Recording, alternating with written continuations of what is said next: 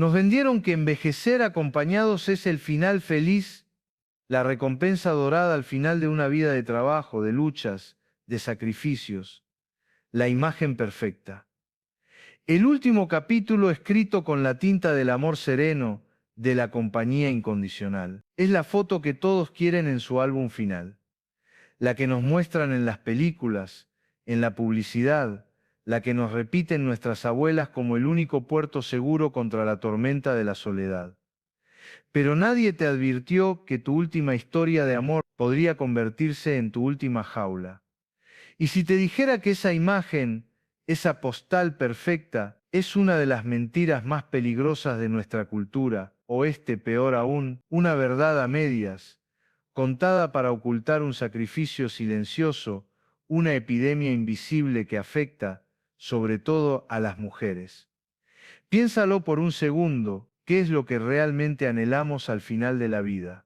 Paz, libertad, la oportunidad de por fin ser dueños de nuestro propio tiempo. Durante décadas, una mujer puede haber sido madre, esposa, empleada, cuidadora de sus padres, un pilar para todos los demás. Y de repente, a los 60 mento, a los 70, settle, llega la jubilación, los hijos se han ido, las obligaciones se disuelven. Por primera vez en quizás 50 años, el día es un lienzo en blanco, suyo, enteramente suyo.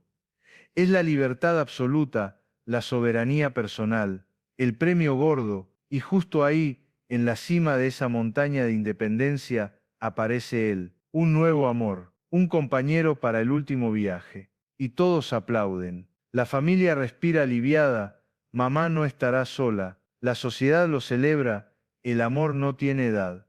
Parece un cuento de hadas. Pero aquí es donde la historia se tuerce, aquí es donde el cuento de hadas se convierte en un thriller psicológico. Porque ¿qué pasa si el precio de esa compañía es, precisamente, ese lienzo en blanco que tanto te costó conseguir? ¿Qué pasa si el lugar que te ofrecen es una jaula con barrotes de costumbre y cerraduras de dependencia? Hablemos de cifras, aunque sea por un instante. ¿Sabías que el fenómeno del divorcio gris, el divorcio en mayores de 50, se ha duplicado en los últimos 25 años? ¿Y sabías que según múltiples estudios, casi el 70% de esos divorcios son iniciados por mujeres? 70%. No es una coincidencia, es un éxodo, una huida masiva de un modelo que simplemente ha dejado de funcionar para ellas. ¿Por qué huyen? ¿De qué escapan mujeres que en teoría lo tienen todo para ser felices en su vejez? Escapan del contrato no escrito, del rol invisible que se les asigna automáticamente. El papel de cuidadora, de enfermera, de gestora emocional, de gerente de un hogar que ya no sentían como propio. Escapan de convertirse, una vez más, en el satélite de la vida de otro. Lo que vamos a explorar en este vídeo no es un ataque al amor, al contrario, es una defensa del amor más puro y evolucionado que existe. Pero para llegar a él primero tenemos que desmontar una trampa tan normalizada, tan romantizada, que la mayoría entra en ella con una sonrisa y solo descubre sus muros cuando ya es demasiado tarde para salir. Esto no es una simple opinión, es el análisis de un fenómeno social, psicológico y existencial. Es la historia de miles de Helenas, de Marías, de Sofías, mujeres que se encuentran en la encrucijada más importante de sus vidas, elegir entre la compañía que la sociedad les impone y la libertad que su alma les exige. Así que, si crees que el amor en la tercera edad es solo tomarse de la mano viendo el atardecer, prepárate, porque vamos a abrir una puerta que nadie se atreve a mirar, y detrás de ella, no solo hay un gran error, también hay una revelación sobre lo que significa amar y ser libre en la recta final de nuestra existencia. La pregunta no es si debes enamorarte a los 70. La pregunta es, ¿a qué precio? Sé lo que estás pensando, que esta es una visión cínica, solitaria, que estoy declarando la guerra al amor cuando más se necesita, y te entiendo, porque la idea de una vejez en soledad nos aterra, está grabada a fuego en nuestro ADN cultural como el fracaso definitivo. Nos han enseñado que una vida sin pareja es una vida incompleta y que esta verdad se vuelve más cruda, más innegable, con cada arruga que aparece en el espejo. La soledad es el monstruo bajo la cama del anciano, y la pareja, el amuleto sagrado que lo mantiene a raya. Pero es precisamente ese miedo, ese terror visceral a la soledad, el que nos vuelve ciegos. Es el motor que nos empuja a aceptar contratos terribles, a firmar pactos con letras pequeñas que nunca leemos. Y la letra pequeña en el amor tardío casi siempre habla de un sacrificio unilateral. Por eso este tema es tan crucial, tan urgente y tan peligrosamente ignorado. Porque estamos en medio de una revolución silenciosa. Nunca antes en la historia de la humanidad habíamos vivido tanto tiempo. La esperanza de vida se ha disparado. Los 65 de hoy son los 45 de hace un siglo. La tercera edad ya no es un breve epílogo de 5 o 10 años antes del final.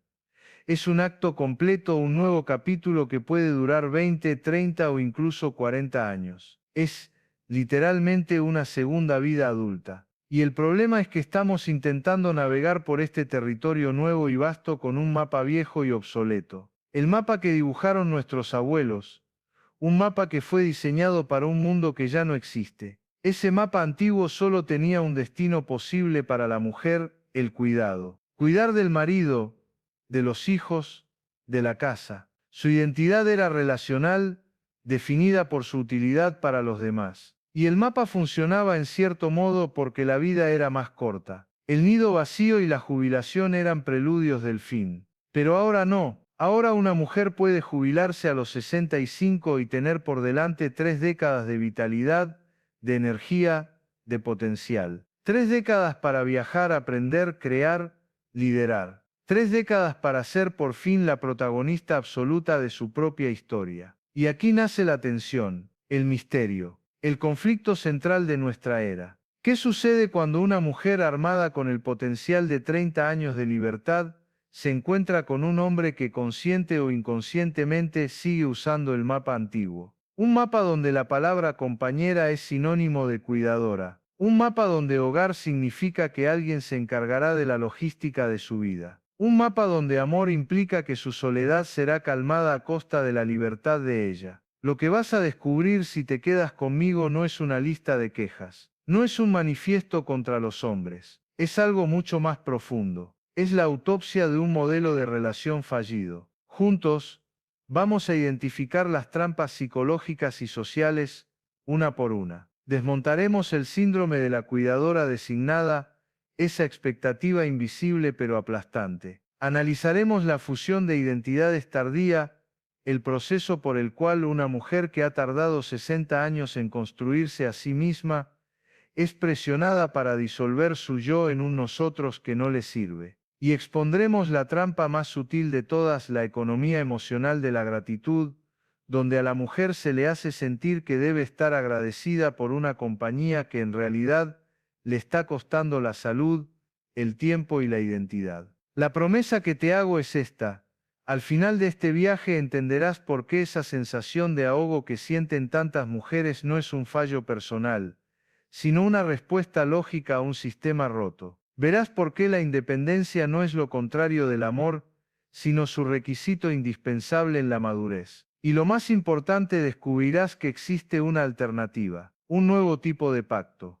un nuevo mapa, un modelo de amor que no exige el sacrificio de la libertad como peaje. Si alguna vez te has preguntado por qué tantas mujeres parecen apagarse justo cuando deberían empezar a brillar, quédate, porque estás a punto de entenderlo todo. Para entender la raíz de este error, de esta trampa monumental, primero debemos ser honestos y mirar de frente al punto de partida.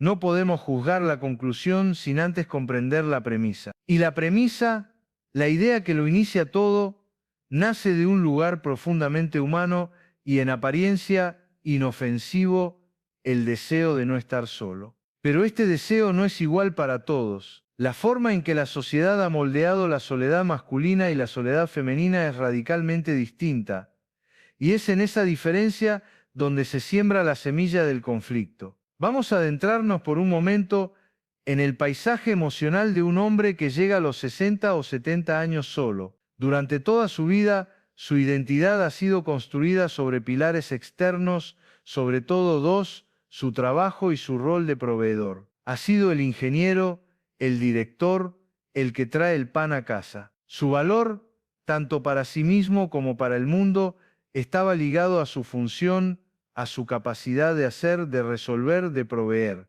Y de repente llega la jubilación. El primer pilar se desmorona. Ya no es el director, ahora es simplemente un hombre sin oficina a la que ir, sin un equipo que dirigir, sin problemas que resolver. Un general sin ejército. Este vacío es aterrador. El segundo pilar, el de proveedor, a menudo se transforma. Los hijos son adultos independientes. Su rol de protector paternal se vuelve simbólico, se siente obsoleto. Y es en este desierto de propósito donde la soledad golpea con una fuerza brutal. Pero no es solo la ausencia de gente, es la ausencia de una función. Un hombre en esta situación no solo busca a alguien, busca algo que hacer. Y aquí está la primera clave para él: una relación no es solo un refugio emocional, es un nuevo proyecto, un nuevo trabajo, el proyecto de nosotros. Una nueva estructura para llenar los días vacíos, una nueva misión: cuidar de nuestra vida juntos. A esto se le suma una herencia emocional de generaciones. Los hombres, por lo general, no han sido educados para construir redes de apoyo emocional robustas y diversificadas como las mujeres. Las mujeres tejen redes de amigas, de hermanas, de hijas, redes donde se habla, se comparte, se sostiene. La intimidad masculina tradicionalmente se ha canalizado casi en exclusiva a través de su pareja. Ella es la confidente, la gestora emocional, la ministra de asuntos internos de su alma. Cuando ella no está, el hombre se encuentra en un páramo afectivo. No sabe cómo pedir ayuda, cómo expresar su vulnerabilidad con amigos. Así que la búsqueda de una pareja no es solo un deseo, es una necesidad estructural. Busca a la persona que ocupará el puesto vacante de gestora emocional en jefe. No lo hace con malicia, lo hace porque es el único modelo que conoce. Es el software que le instalaron de fábrica. Y luego, por supuesto, está el miedo primario. El miedo al deterioro físico, a la enfermedad, a la dependencia. El miedo a caerse en la ducha y que nadie lo sepa durante días. El miedo a morir solo. En este contexto, una pareja no es solo amor. Es un seguro de vida. Es la garantía de que habrá alguien allí para llamar a la ambulancia, para darle la medicación, para sostenerle la mano. Es una solución logística a la fragilidad de la existencia. Este es el punto de vista desde el que se inicia la búsqueda.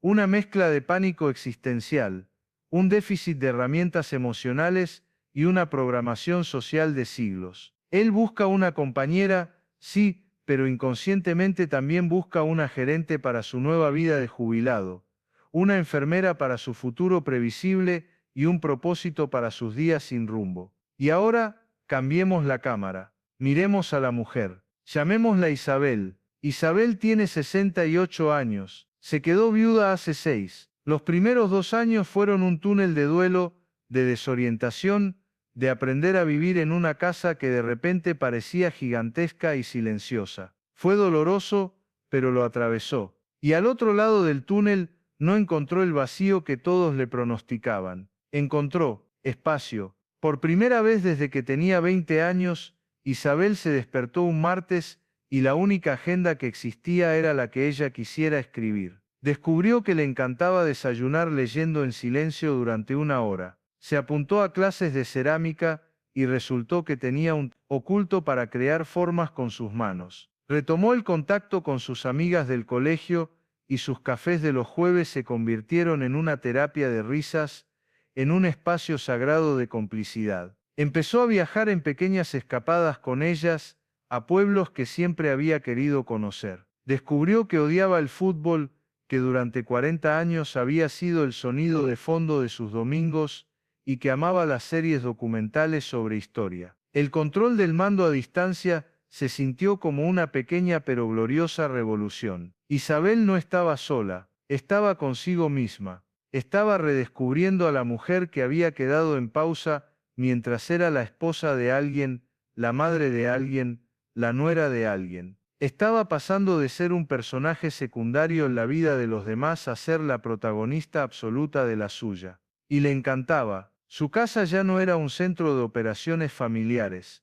era su santuario. Su tiempo ya no era un recurso a repartir, era su tesoro. Por supuesto, su familia, sus hijos, la querían, y porque la querían, se preocupaban. Y porque se preocupaban, repetían el mantra: mamá, te vemos muy bien, pero no te sientes sola, deberías salir, conocer a alguien, no es bueno estar sola a tu edad. Lo decían desde el amor, pero también desde el miedo. Su miedo, y seamos honestos, también desde una sutil comodidad. Si mamá tiene pareja, alguien la cuidará, alguien estará pendiente de ella. La responsabilidad afectiva y logística se transfiere. Es un alivio para ellos, una potencial condena para ella. Y entonces en una cena con amigos, aparece Arturo. Arturo es un hombre encantador, viudo, culto, con una conversación interesante y una sonrisa que ilumina la habitación. Se fija en Isabel,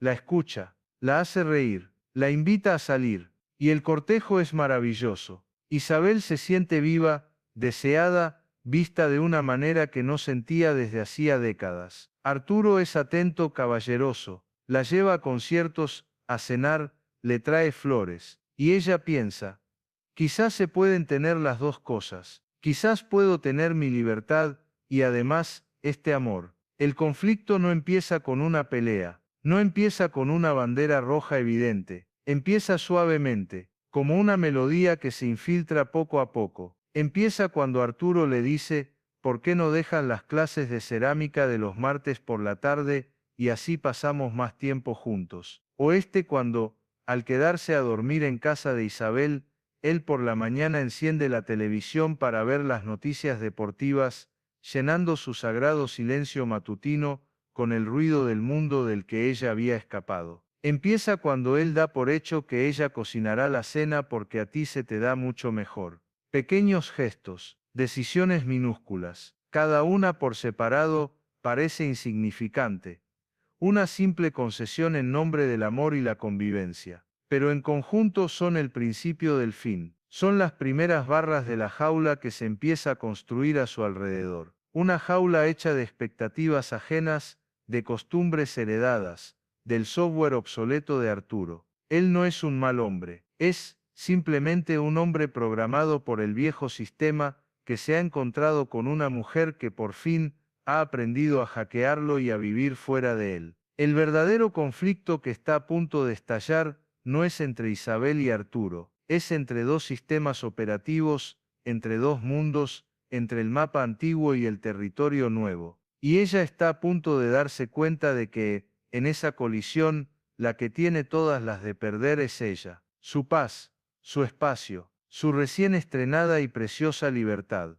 Toda ilusión tiene una fecha de caducidad, y la de Isabel y Arturo comenzó a expirar en una tarde gris de otoño, unos 8 meses después de su primer encuentro. La fase del cortejo, de las flores y los conciertos, esa etapa mágica donde ambos presentaban la mejor versión de sí mismos, se fue disolviendo de forma natural, y como el agua que se evapora y deja ver el lecho seco de un río, la rutina empezó a mostrar la verdadera topografía de su relación. Ya no se trataba de impresionarse mutuamente, sino de coexistir. Y la coexistencia, para Arturo, significaba una lenta pero inexorable colonización del universo de Isabel. Aquí es donde se rompe el mito romántico. Porque el problema no era que el amor se estuviera acabando.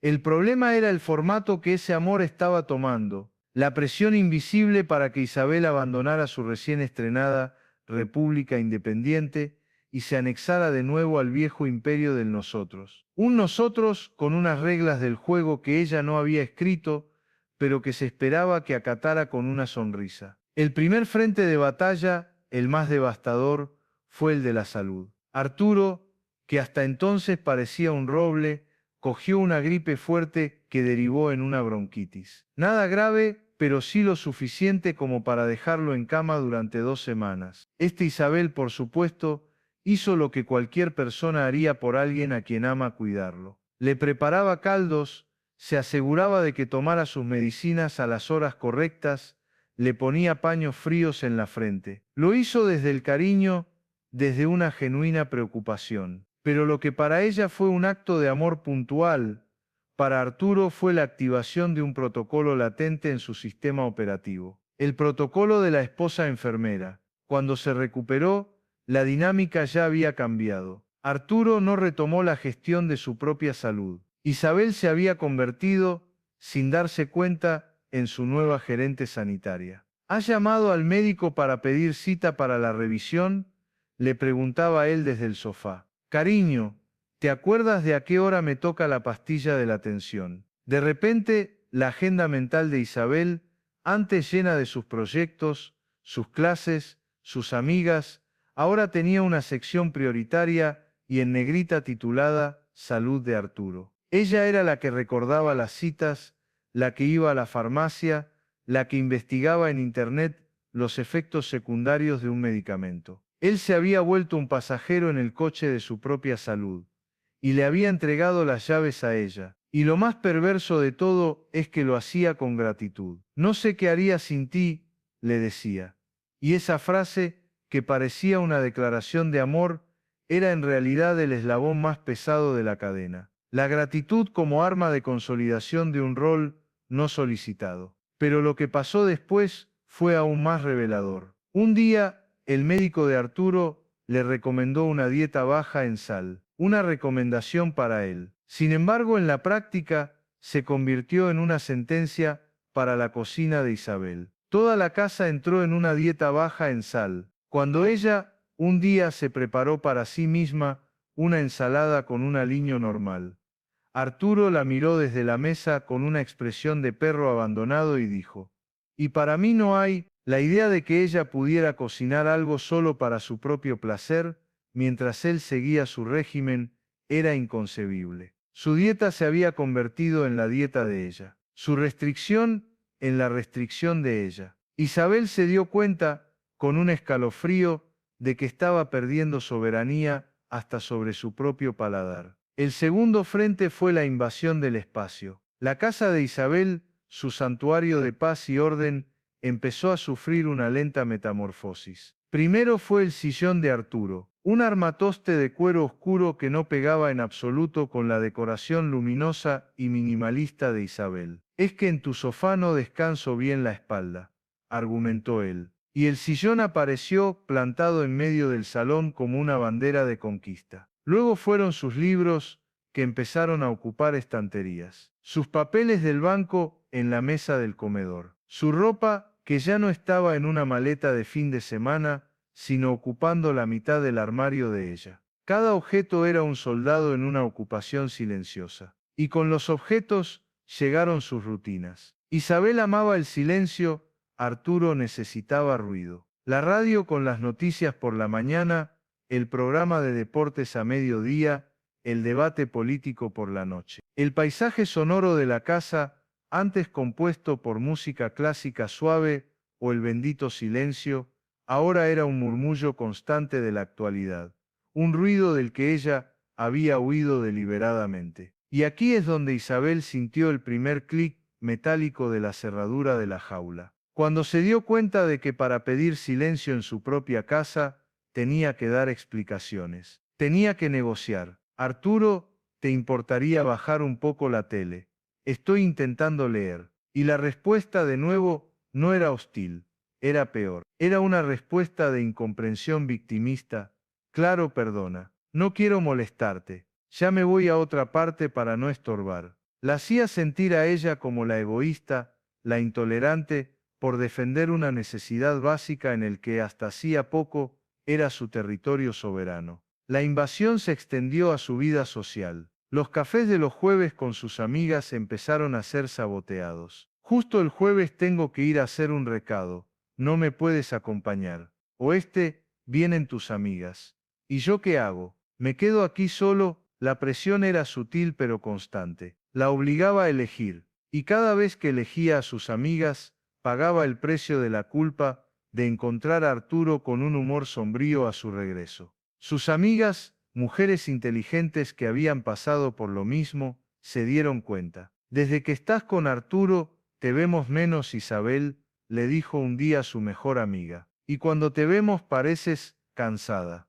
Esa palabra resonó en su interior. Cansada, estaba exhausta. Pero no era un cansancio físico, era un agotamiento del alma. El agotamiento de estar constantemente en guardia, de tener que gestionar las emociones de otra persona, de sentir cómo su identidad se disolvía como un azucarillo en el café de la vida de Arturo. El punto de quiebre, el momento en que la negación ya no fue una opción, llegó con la planificación de un viaje. El viaje anual que Isabel hacía con su grupo de senderismo. Una semana en los picos de Europa. Lo llevaba esperando todo el año. Se lo comentó a Arturo con ilusión, esperando que se alegrara por ella. La reacción de él fue un iceberg que le hundió el corazón. No le dijo, no vayas. Le dijo algo mucho más devastador. Con voz suave y una tristeza infinita en los ojos, le dijo, una semana, ¿y yo? ¿Qué voy a hacer yo aquí solo una semana entera?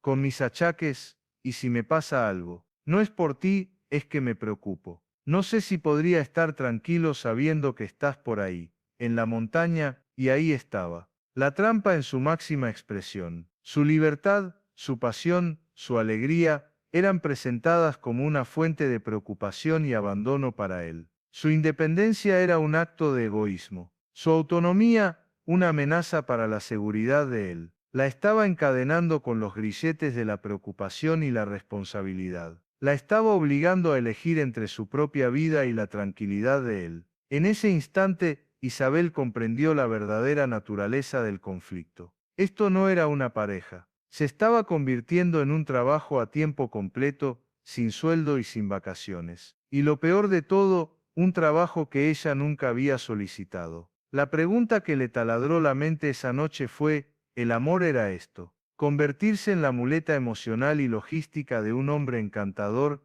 que con la mejor de las intenciones estaba devorando su vida. Aquella noche, Isabel no durmió. Se quedó sentada en el salón, a oscuras, mucho después de que Arturo se hubiera ido a la cama, ajeno a la guerra civil que se libraba en el alma de ella. El silencio de la casa ya no era su amigo. Estaba lleno de fantasmas. No los del pasado, sino los de un futuro que se cernía sobre ella como una sentencia. La conversación sobre el viaje a picos de Europa había sido la gota que colmaba el vaso, sí, pero el vaso llevaba meses llenándose, gota a gota, con pequeñas claudicaciones, con silencios cómplices, con sonrisas forzadas. Miró a su alrededor. Vio el sillón de Arturo, una mole oscura que se había tragado la luz de la esquina. Vio sus zapatillas junto a la puerta, como si siempre hubieran estado allí, como si tuvieran más derecho a ese suelo que sus propias botas de montaña. Vio el periódico de él, abierto en la sección de deportes sobre la mesita de centro que ella tanto había tardado en encontrar, y de repente ya no vio objetos. Vio un ejército de ocupación, símbolos de una rendición incondicional que ella nunca había firmado. Fue entonces cuando su mente hizo algo extraordinario. Empezó a proyectar imágenes en la pantalla de su memoria, no de su vida con Arturo, sino de su vida justo antes de él. Recordó la mañana en que decidió pintar de azul lavanda la pared del dormitorio, una decisión impulsiva y puramente suya, y la sensación de poder y alegría que le dio hacerlo. Recordó el sabor del primer tomate que cosechó en su pequeño huerto urbano del balcón. Recordó la carcajada incontenible de su amiga Carmen en uno de sus cafés de los jueves, una carcajada que no tenía que ser modulada ni silenciada para no molestar a nadie. Cada recuerdo era una punzada de nostalgia por un pasado que no estaba a 40 años de distancia, sino apenas unos meses. Se estaba añorando a sí misma, estaba de luto por una versión de su vida que se estaba extinguiendo ante sus ojos. Se dio cuenta de que había dejado de escuchar su música, había dejado de leer por las mañanas, había cancelado su suscripción al teatro para no ir sola, había dejado de ser la arquitecta de sus días para convertirse en la obrera de los días de Arturo. Y el sueldo era el miedo a la soledad, un sueldo miserable. Aquí es donde todo cambió. La tristeza que la había negado durante semanas empezó a evaporarse, y en su lugar surgió algo nuevo, algo afilado y claro como el cristal. La ira, no una ira caliente y destructiva, sino una ira fría, lúcida. La ira de la leona que se da cuenta de que le han estado robando el territorio metro a metro mientras ella dormía. Se enfadó consigo misma, por su ceguera, por haber confundido la necesidad de él con el amor de ambos, por haber creído en el cuento de hadas que la sociedad le vendía, un cuento cuyo final feliz para el príncipe siempre implicaba el encierro de la princesa en el castillo. A la mañana siguiente, Isabel se levantó con una calma que asustaba. Era la calma del epicentro de un huracán. Sabía que la destrucción era inevitable, pero en ese centro todo era quietud y certeza. Esperó a que Arturo se despertara. Le sirvió el café como cada mañana, pero en sus gestos ya no había servidumbre, sino una distancia deliberada. Arturo, tenemos que hablar, dijo, y su voz no tembló. Se sentaron en el salón, ella en su sofá, él en su sillón. Dos islas en un mar de tensiones no dichas. Y ella habló, con una honestidad brutal, pero sin un ápice de rencor. Le explicó su necesidad de espacio, su amor por sus amigas, su pasión por sus clases, la importancia vital de su viaje. No lo planteó como una queja, sino como la descripción de un ecosistema, su ecosistema, el que necesitaba para respirar. Yo necesito esto, Arturo, esto es lo que soy ahora. La mujer que conociste, la que te gustó, es esta mujer. La que viaja, la que ríe con sus amigas, la que necesita silencio. Si me quitas eso, me apagas. Y la respuesta de Arturo fue la revelación final, la pieza que faltaba, porque él no la escuchó. Oyó un ataque personal. Su rostro se descompuso, no por la ira, sino por una herida profunda, casi infantil. No te entiendo, dijo él, y su voz era la de un hombre traicionado. Yo lo he dado todo por esto. Pensé que queríamos lo mismo. Construir una vida juntos, cuidarnos, yo te cuido, tú me cuidas. ¿No es eso el amor? ¿De qué te quejas? Tienes compañía, tienes a alguien que se preocupa por ti, y ahora me dices que prefieres irte a una montaña o tomar café con tus amigas. Parece que yo no soy suficiente, que mi compañía no te llena. Y en ese instante,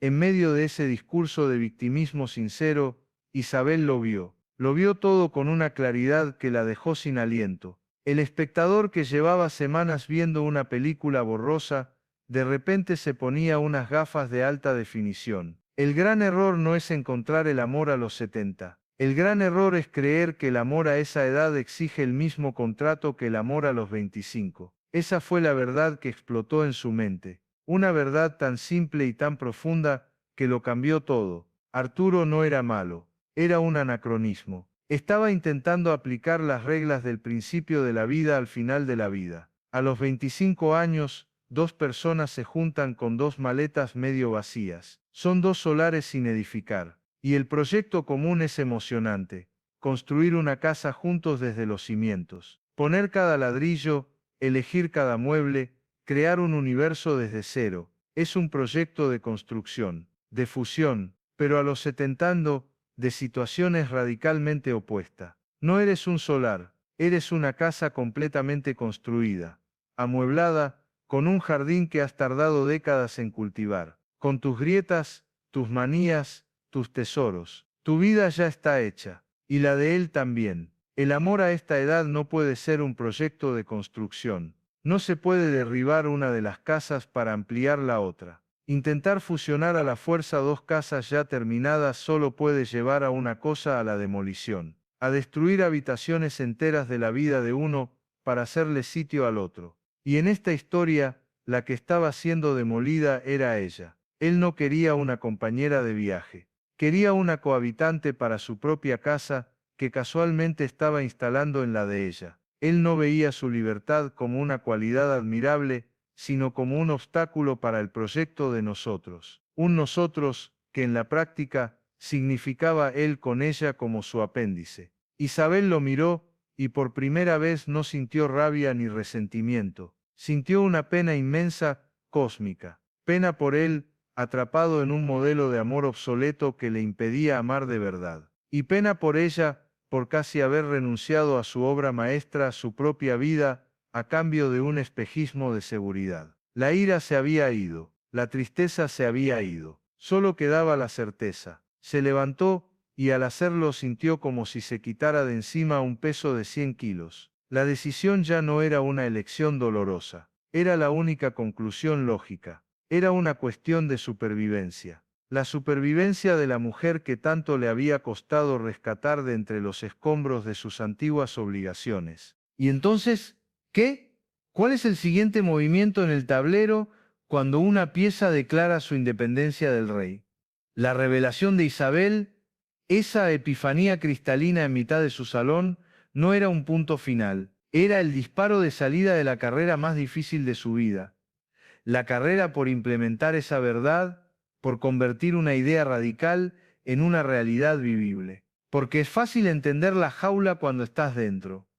Lo difícil es encontrar la fuerza para forzar la cerradura y salir al sol asumiendo todas las consecuencias. La conversación con Arturo no terminó esa mañana. Se fragmentó en una serie de diálogos dolorosos a lo largo de varios días. Días llenos de una tensión insoportable, de silencios que pesaban toneladas y de intentos desesperados por parte de él de restaurar el sistema operativo anterior. Usó todo el arsenal del viejo guión. La culpa sógada. Después de todo lo que hemos vivido, la victimización es que no piensas en mí. El miedo sógada. ¿Y si te pasa algo estando sola? ¿Y si me pasa a mí? Incluso el chantaje emocional velado sógada. Una mujer como tú no debería estar sola. Pero algo en Isabel había hecho clic de forma irreversible. Ya no oía sus palabras como ataques que debía parar, sino como el diagnóstico de una enfermedad que ella ya no estaba dispuesta a contraer. Y en uno de esos momentos de falsa tregua, mientras él le decía, «Pero yo te quiero, no podemos arreglarlo, volver a ser como antes», ella pronunció la frase que lo dinamitó todo, la declaración de principios de su nueva nación soberana. Lo miró con una calma que no era fría, sino profunda, y le dijo a Arturo, «Yo también te quiero muchísimo, pero he descubierto algo. No estoy dispuesta a perderme a mí misma para poder estar contigo. El nosotros que tú propones exige que mi yo desaparezca. Y a mi yo, a esta mujer que soy ahora, me ha costado 68 años encontrarla. No voy a abandonarla, no por ti, no por nadie». Esa fue la verdadera ruptura, no la ruptura de la pareja, sino la ruptura del contrato. La anulación unilateral de ese pacto no escrito que la condenaba a ser cuidadora, gerente y satélite. Y fue entonces, en el vacío que dejó ese contrato roto, donde empezó a nacer la solución. Un nuevo paradigma, una forma de amor tan revolucionaria, que al principio puede parecer fría o distante, pero que en realidad es la única estructura capaz de sostener una relación entre dos personas completas en la última etapa de la vida. Llamémoslo el amor satélite, o como lo definen los sociólogos, living apart together. Vivir juntos pero separados. Pero estos nombres se quedan cortos. Es más preciso llamarlo un pacto de soberanías mutuas. Imagínalo de esta manera. La relación tradicional, la que Arturo quería, es un intento de fusión nuclear. Coge dos átomos, dos vidas, y los fuerza a unirse en un nuevo núcleo, un nosotros. Pero este proceso, como en la física, libera una energía destructiva inmensa y casi siempre aniquila partes vitales de los elementos originales. El pacto de soberanías mutuas, en cambio, es un modelo orbital, un sistema solar. Isabel es un planeta con su propia atmósfera, su propia gravedad, sus propios océanos de silencio y sus continentes de amistades. Arturo es otro planeta, con su propio clima, sus propias lunas. En el modelo antiguo, se esperaba que uno de los planetas se estrellara contra el otro para formar una masa amorfa. En el nuevo modelo, los dos planetas eligen entrar en la misma órbita. Se influyen mutuamente, comparten la luz del mismo Sol, que es el amor. A veces sus órbitas los acercan para momentos de una intensidad y una conexión deslumbrantes. Y a veces se alejan, permitiendo que cada uno tenga sus propias estaciones, su propia noche y su propio día. Nunca chocan, nunca se aniquilan. La belleza del sistema reside precisamente en la distancia respetuosa que les permite seguir siendo quienes son. Este modelo se sostiene sobre 4 pilares fundamentales, 4 libertades innegociables. El primer pilar es la soberanía del espacio. No es solo tu casa y mi casa, es el reconocimiento de que el espacio físico es una extensión de la identidad. El santuario de Isabel no es solo un conjunto de paredes, es el único lugar del universo donde ella no tiene que dar explicaciones a nadie. Es donde puede dejar un libro abierto en el suelo, poner la música que le emociona, comer a la hora que le apetece, o simplemente no hacer nada en un silencio absoluto. El amor satélite protege este santuario. La pareja entra en él como un invitado de honor, no como un colono. Y viceversa, los encuentros se vuelven eventos deseados, no la rutina por defecto. Pasas la noche juntos porque quieres exprimir cada segundo de esa conexión, no porque no te quede otro remedio. Se elimina la tiranía de la convivencia, esa fuente inagotable de microfricciones que erosionan hasta el amor más fuerte, la tapa del váter, la pasta de dientes, el canal de televisión. Todas esas batallas domésticas desaparecen. El espacio compartido es un espacio elegido, un territorio neutral para el placer y la conexión, no un campo de batalla para las manías. El segundo pilar es la soberanía del tiempo. En el ocaso de la vida, el tiempo es el único recurso que no se puede regenerar. Es oro puro. El modelo tradicional fusiona los calendarios, y estadísticamente, el de la mujer siempre termina subordinado. El pacto de soberanías mutuas protege el calendario de cada uno como un tesoro nacional. Tus clases de cerámica,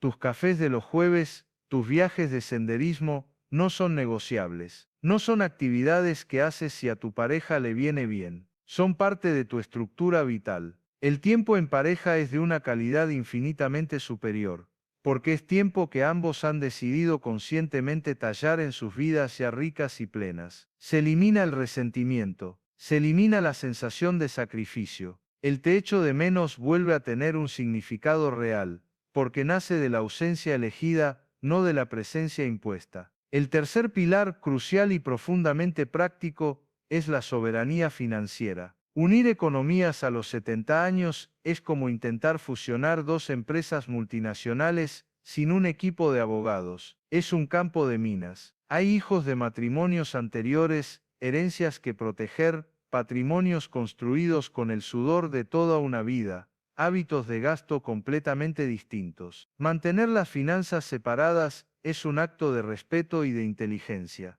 Garantiza que la relación se base en el afecto, no en la dependencia económica. Permite que cada uno pueda darse sus caprichos, gestionar sus inversiones o ayudar a sus hijos sin tener que pedir permiso o dar explicaciones. Elimina una de las causas de conflicto más feas y destructivas. Se comparten experiencias, no extractos bancarios. Se regala desde la generosidad, no se exige desde la necesidad. Y finalmente, el cuarto y más revolucionario pilar, la soberanía del cuidado. Este es el punto que rompe definitivamente con el pasado. El pacto es explícito: te amo, te adoro y estaré a tu lado en la enfermedad. Seré tu mayor apoyo emocional, tu defensor frente a los médicos, el que te organice la ayuda, pero no seré tu enfermera. No sacrificaré mi salud y mi vida para gestionar la tuya. Esto puede sonar duro, pero es la declaración de amor más honesta que existe.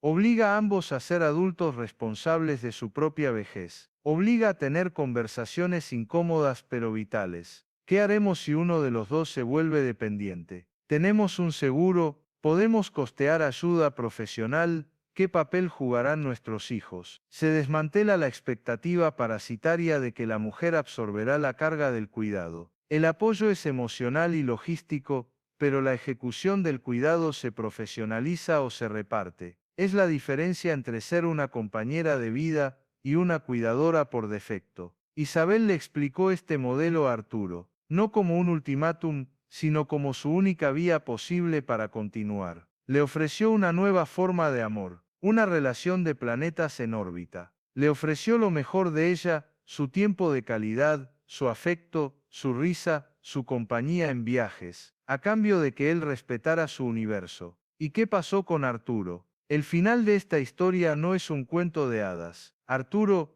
producto de su tiempo, no pudo entenderlo. Para él, si no había convivencia, si no había fusión, no había compromiso real. Lo vio como un amor a tiempo parcial, un sucedáneo frío de la relación total que él anhelaba. Y tras semanas de intentar convencerla de volver al viejo mapa, decidió que ese nuevo territorio no era para él. Y se fue. Hubo dolor, por supuesto. Isabel lloró la pérdida de ese amor y del hombre encantador que había sido Arturo. Pero, y esto es lo importante, debajo del dolor, sintió una oleada inmensa de alivio. El tipo de alivio que siente un prisionero al que le conmutan la pena en el último segundo. El dolor de la ruptura pasaría. La alegría de haberse recuperado a sí misma sería para siempre. La resolución no fue que la pareja funcionara. La resolución fue que Isabel se salvó. Entendió que el verdadero final feliz no era envejecer acompañada a cualquier precio. El verdadero final feliz era envejecer siendo dueña de tu propia vida,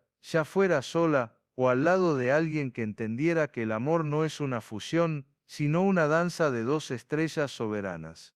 La historia de Isabel y Arturo ha terminado, pero la verdadera historia, la que importa, la que resuena más allá de estos personajes arquetípicos, apenas acaba de empezar, porque la historia de Isabel no es la de una mujer, es la de una generación, es el estruendo silencioso de un cambio de paradigma que está ocurriendo ahora mismo, en las cocinas, en los salones y en los corazones de millones de mujeres que han llegado a la última frontera de sus vidas y se han atrevido a preguntarse, ¿y ahora qué? ¿Ahora quién soy para mí? Hemos desmontado una trampa, analizando un contrato social obsoleto. Pero si nos quedamos solo con la idea de que vivir juntos en la vejez es un error, nos estaremos perdiendo el punto más profundo, la verdadera revelación. El problema nunca fue la convivencia en sí misma. El problema es lo que esa convivencia ha significado históricamente,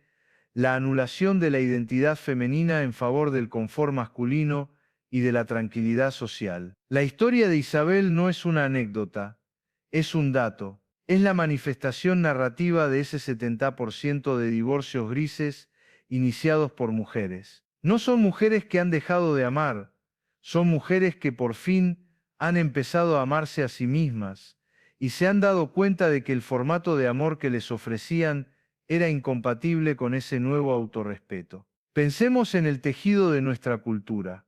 Durante siglos hemos glorificado el sacrificio femenino como la máxima virtud. La buena mujer era la que se ponía en último lugar, la que renunciaba a sus sueños por la familia, la que encontraba su realización en la felicidad de los demás. Hemos construido monumentos a esa abnegación, y ha funcionado durante generaciones como el pegamento invisible de la sociedad. Pero esa fórmula exigía una cosa, que la vida de la mujer fuera relativamente corta y sus opciones escasas. Su sacrificio terminaba con la crianza de los hijos y poco después se llegaba el fin. Pero ¿qué pasa cuando la ciencia y la medicina le regalan a esa misma mujer 30 años extra de vida lúcida y saludable? ¿Qué pasa cuando esa mujer por primera vez tiene acceso a su propio dinero, a su propia educación, a un mundo que puede explorar por sí misma? El viejo software del sacrificio se vuelve incompatible con el nuevo hardware de la longevidad y la independencia. Este intentar ejecutarlo, como hemos visto, provoca un cortocircuito existencial. Esta es la encrucijada en la que se encuentran nuestras madres, nuestras abuelas. Son una generación pionera, la primera en la historia que enfrenta la vejez con este conjunto único de circunstancias. Son como los primeros astronautas que pisaron la luna. Se les ha dado la oportunidad de explorar un territorio completamente nuevo, la soberanía personal en la madurez. Pero la sociedad sigue dándoles el mismo mapa antiguo que solo lleva a un destino conocido, el servicio a los demás. Y aquí es donde esta reflexión te interpela a ti, directamente. Si eres una mujer que está en esa etapa de la vida, quizás te has reconocido en la fatiga de Isabel, en su sensación de estar siendo colonizada. Quizás has sentido esa culpa terrible al desear, simplemente, una tarde de silencio en tu propia casa. Quiero que escuches esto, no estás loca, no eres egoísta, No eres una mala persona, eres una pionera. Y tu anhelo de libertad no es un capricho, es una necesidad evolutiva. Es tu alma reclamando el espacio que se ha ganado a pulso. Permitirte ser la protagonista de tu último acto no es egoísmo, es la culminación lógica de una vida, es tu derecho de nacimiento. Y si eres más joven, si eres la hija o la nieta de una de estas mujeres,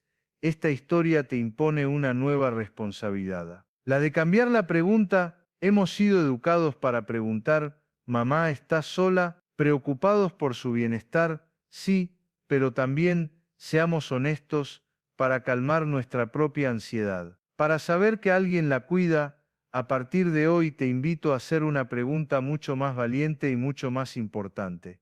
Mamá, ¿eres libre? Pregúntale si es dueña de su tiempo, si puede perseguir sus pasiones sin pedir permiso, si se siente en paz en su propio hogar. Conviértete en la aliada de su libertad, no en la carcelera de su seguridad. Anímala a viajar sola, a tener su propio dinero, a decir no sin culpa. Porque la mejor herencia que una madre puede dejar a una hija no es material. Es el ejemplo de una mujer que se atrevió, al final de todo, a ser dueña de sí misma. En última instancia, esta reflexión nos obliga a redefinir la palabra más usada y menos comprendida de nuestro vocabulario: amor. El amor juvenil es descubrimiento, el amor adulto es construcción y resistencia, pero el amor maduro, el amor en la tercera edad, si quiere ser verdadero, debe ser celebración. No la celebración de un proyecto futuro, sino la celebración de dos historias ya escritas, de dos universos completos. Es un amor que no dice te necesito para completarme,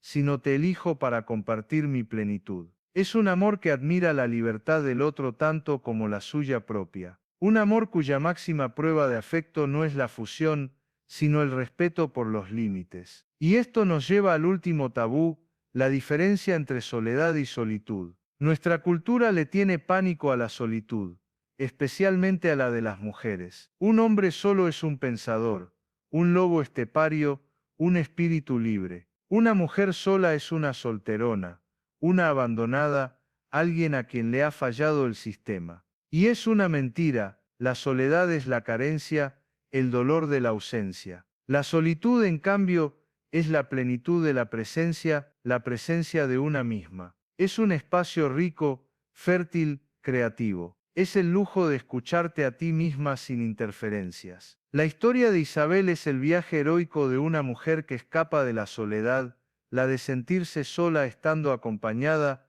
y abraza la solitud, su propia y magnífica compañía. Y desde ese lugar de fuerza, desde esa atalaya de autoconocimiento, es desde donde se puede, entonces sí, invitar a alguien a compartir la vista. Alguien que no venga a invadir el terreno, sino admirar el paisaje a su lado. Quizás, entonces, la mayor historia de amor que nos queda por vivir en el último capítulo no es con un príncipe azul que llega a caballo en el atardecer. Quizás la historia de amor más épica, la más transformadora y la más importante, es la que finalmente nos atrevemos a tener con nosotras mismas. Y cualquier amor que venga después, para ser digno, tendrá que estar a la altura de ese. Y así, el eco de la puerta que cierra Isabel resuena más allá de su historia. Se convierte en un estruendo que nos obliga a detenernos, porque el final de su relato es, en realidad, el comienzo de nuestro propio interrogatorio. Una vez que has visto con esta claridad los mecanismos de una jaula, aunque sea una jaula dorada y amueblada con las mejores intenciones, ya no puedes volver a mirar ninguna relación, y especialmente la tuya, con los mismos ojos. Hemos pasado este tiempo juntos realizando la autopsia de un ideal romántico, y hemos descubierto que, en su interior, a menudo se esconde un parásito, el del sacrificio no recíproco. Pero la pregunta que emerge de las ruinas de ese ideal es infinitamente más personal y más peligrosa. ¿Y tú? ¿Qué habrías hecho tú en la piel de Isabel? Y sé honesto, sé honesta, en la intimidad de tu propia mente, con el peso de una vida entera enseñándote que la soledad es el fracaso. Con la voz de tus hijos en tu cabeza, suplicando por tu seguridad, que en el fondo es la suya. Con el miedo real y tangible a la enfermedad, al deterioro, a ese teléfono que podría no sonar durante días. ¿Habrías elegido la libertad, con su vértigo y su viento helado, o habrías elegido el calor de una compañía que te exigía, como pago, la amputación lenta de tu propia alma? La respuesta a esa pregunta define no solo tu vejez, define toda tu vida, porque esta trampa no es exclusiva de la tercera edad, es una condición humana. Es la negociación perpetua entre la seguridad y la esencia. Ahora mismo, en tu vida, ¿dónde está tu propia versión de esa jaula? ¿Es un trabajo que te paga las facturas pero te asfixia la creatividad? ¿Es un círculo de amistades que solo te acepta si interpretas un papel, si te ríes de los chistes que no te hacen gracia, si ocultas tus verdaderas opiniones? ¿O este es, quizás, esa relación en la que has ido cediendo terreno, centímetro a centímetro, hasta que un día te despiertas y te das cuenta de que vives en un país extranjero, un país que lleva el nombre de otra persona? Para entender la magnitud de esto, debemos hablar del contrato, no del que se firma ante un notario, sino del contrato social implícito que hemos aceptado sin leer, el que nos dieron al nacer. Si fuéramos a escribir sus cláusulas, sobre todo para la mujer, dirían algo así. Cláusula 1, serás la ministra de Sanidad, Bienestar y Asuntos Emocionales del hogar. Gestionarás la salud física y mental de todos sus miembros. Recordarás las citas médicas, administrarás los medicamentos y absorberás las ansiedades ajenas. Este servicio se considera incluido, no se remunera ni requiere agradecimiento explícito. Cláusula 2. Tu tiempo es un recurso flexible y comunal. Puede y debe ser interrumpido o reasignado en función de las necesidades de la unidad familiar o de la pareja. El tiempo de tu contraparte masculina es un activo fijo y protegido, dedicado a su trabajo o a su descanso. Cláusula 3. Serás la responsable principal de la belleza y la armonía. Esto incluye la gestión del hogar, la planificación social y la creación de una atmósfera agradable. Cualquier fallo en esta área será percibido como un fallo personal. Cláusula 4. Tu identidad principal es relacional. Eres la esposa de, la madre de, la hija de. Tu valía se mide por el éxito y el bienestar de aquellos a los que sirves. Tu identidad individual es un hobby que puedes practicar en tu tiempo libre si es que lo encuentras. Este es el contrato que Isabel rompió, y el que tantas mujeres están empezando a quemar. La solución, el pacto de soberanías del que hablamos, no es más que la redacción de un nuevo convenio. Un convenio explícito consciente. Unas nuevas cláusulas que dicen, mi tiempo es mío, mi espacio es mío, mi salud es mi responsabilidad primaria, mi alma no es negociable. Te invito a mi vida como un aliado soberano, no como un señor feudal. Y aquí, la reflexión se vuelve aún más incómoda, porque tenemos que hacernos la pregunta más difícil, ¿y si yo soy Arturo? Seamos brutalmente honestos por un momento, especialmente los hombres que estáis escuchando. Haced un inventario rápido y silencioso. ¿Sabes el nombre del pediatra de tus hijos o del médico de cabecera de tus padres? ¿Sabes cuál es el detergente que se usa en tu casa? ¿Has iniciado tú la planificación de las próximas vacaciones familiares, más allá de decir me gustaría ir a la playa? ¿Le has preguntado alguna vez a tu pareja por sus sueños, no los de hace 20 años, sino los de ahora, los que tiene hoy? ¿O has asumido que sus sueños se cumplieron al formar una vida contigo? ¿Ves su vida como un universo paralelo y fascinante, o como el sistema de soporte vital del tuyo? Esta no es una acusación, es una invitación a una forma de masculinidad más elevada, más competente, más digna. La verdadera fuerza de un hombre no reside en tener a una mujer que le gestione la vida. Reside en tener la maestría para gestionar la suya propia y la grandeza de compartirla con una igual. Un hombre que necesita que una mujer le recuerde sus propias citas no es un patriarca, es un dependiente. Un hombre que no sabe consolar su propia soledad y exige que una mujer abandone la suya para llenarle el vacío, no es un compañero, es una carga. Y para las mujeres la pregunta también es profunda.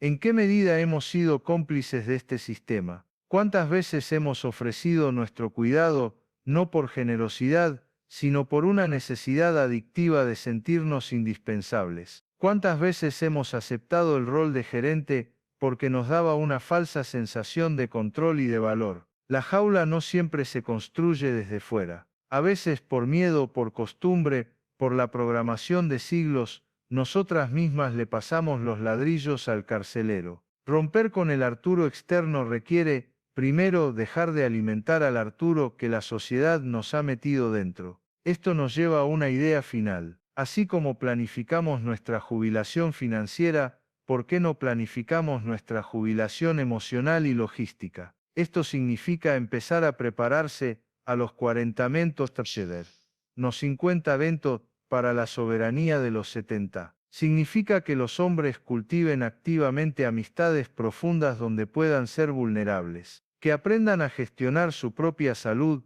su propia casa, su propia soledad. Y significa que las mujeres empiecen a delegar, a decir no, a construir un núcleo de identidad tan sólido que no dependa de su utilidad para los demás. Se trata de llegar a la vejez, no como dos mitades que se buscan desesperadamente, sino como dos individuos enteros que pueden, si así lo eligen, compartir su plenitud. Así que no, esto no era solo una historia sobre una viuda de 68 años. Era una parábola sobre el precio de la libertad y el verdadero significado del amor. Que tu última historia de amor, o la primera, o la que estés viviendo ahora mismo, sea un pacto entre dos universos en expansión, no la colisión de dos asteroides solitarios. Que tengas el coraje de dibujar tu propio mapa, aunque te tiemble la mano, aunque el mundo te diga que el único camino seguro es el que ellos ya han trazado. Y que nunca, bajo ninguna circunstancia, aceptes un amor que para poder florecer necesite que tú te marches. Porque el amor que exige tu desaparición como precio de entrada,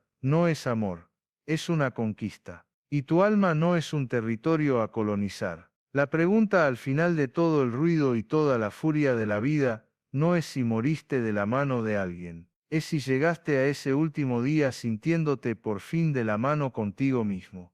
Esto ha sido Amor y Sabiduría. Aquí creemos que el amor no tiene edad, pero la inteligencia emocional sí, que la relación más importante es la que tienes contigo mismo y que cualquier otra debe ser como mínimo una cumbre entre dos soberanías. Si estás listo, si estás lista para dejar de buscar el amor y empezar a construirlo desde un lugar de poder, conciencia y libertad, entonces estás en el lugar correcto. Nos vemos en la siguiente deconstrucción.